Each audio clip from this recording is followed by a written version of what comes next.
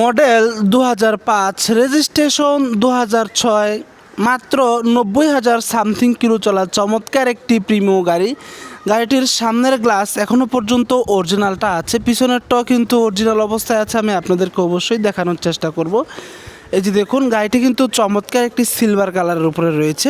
গাড়িটির ভিতরে রয়েছে চমৎকার বেজ ইন্টেরিয়র, যা আপনাদের খুব বেশি পছন্দ। গাড়ির ড্যাশবোর্ডের দিকে খেয়াল করে দেখুন, কোথাও কিন্তু ভাঙা ফাটা ড্যামেজ একদমই চোখে পড়বে না, খুব সুন্দর এবং ফ্রেশ অবস্থায় রয়েছে।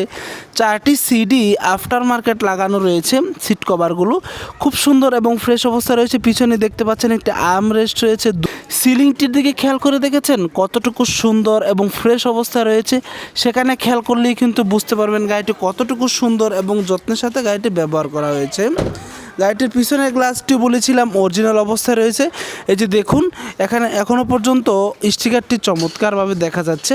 পিছনের দুটি লাইট এখনও পর্যন্ত অরিজিনাল অবস্থায় রয়েছে। এই যে দেখুন, এখানে চমৎকারভাবে কয়টুটা লেখা রয়েছে। এই পাশেও কিন্তু চমৎকারভাবে কয়টুটা লেখা রয়েছে। গাড়িটির ইঞ্জিন ও গিয়ার বক্স এখনও পর্যন্ত বেশ ভালো কন্ডিশনে রয়েছে, কোথাও অ্যাক্সিডেন্টের হিস্ট্রি একদমই চোখে পড়বে না। গাড়িটি কিন্তু বর্তমানে সিএনজিতে কনভার্সন করা রয়েছে, পিছনে তাই একটি 60 লিটার সিএনজি সিলিন্ডার পেয়ে যাবেন। হান্ডিগুলোর দিকে খেয়াল করে দেখেছেন অরিজিনাল ভাজের উপরে এখনও পর্যন্ত কতটা সুন্দর ফ্রেশ অবস্থায় রয়েছে।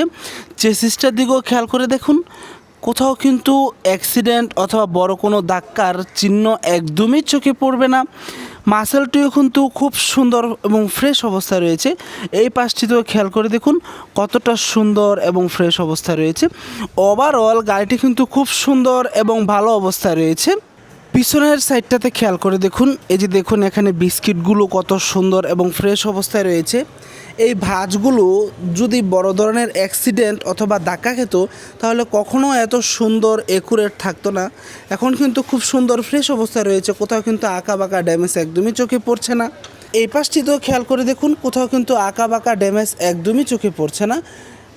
গাড়ির ভিতরের পার্টটা আমি খেয়াল করে আপনি দেখাই, এই যে দেখুন কতটা সুন্দর এবং ফ্রেশ অবস্থায় রয়েছে।